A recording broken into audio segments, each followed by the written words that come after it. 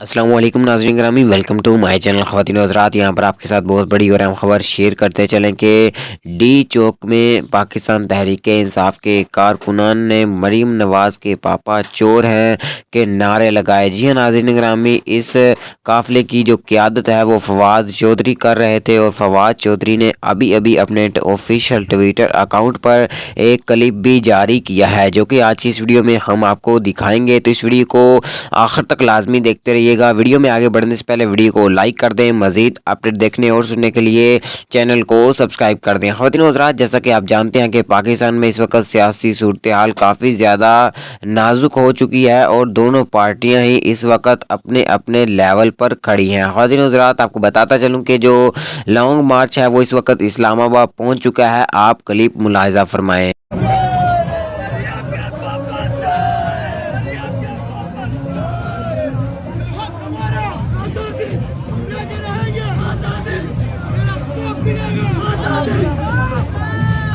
Hadi.